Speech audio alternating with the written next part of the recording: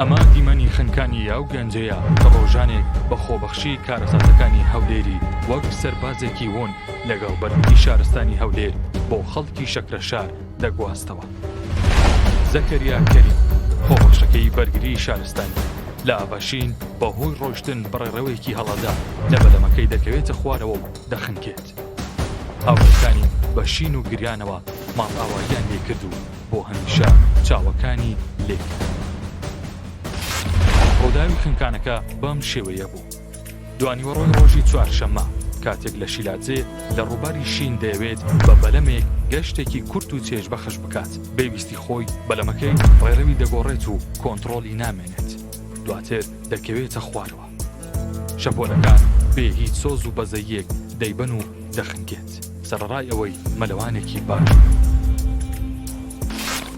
مەبەستی سەردانەکەی بۆ ناوچەی بادینان و شیلاتزێ سەیران و گەشتی هاوی نەبوو لەگەڵ برا و هاوڕێکانی، بەڵام بێئاگالەوەی ئەمە دوا گەشتی دەبێت لە ژیان و چاوەکانی بۆ هەمیشە لێک دەنێت.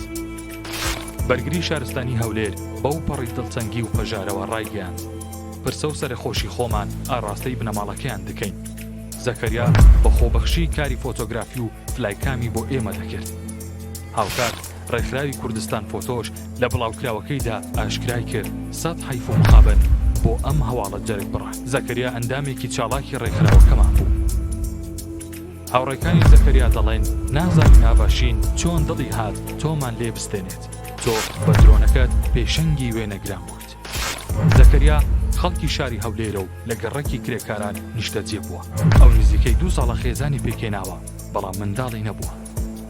شەوی ڕابردوو لە گۆڕستانی حەسارۆک لە هەولێر بە ئامادەبوونی دایک و باوک و برایەکەی و هاوژینەکەی تەرمی زەکەریای جوانەمەرگ نێژرا. هاوڕێکانی دوا چەپکە گوڵی ماڵ ئاواییان لەسەر گۆڕەکەی جێهێشت و بۆ هەمیشە ماڵ ئاواییان لێ کرد.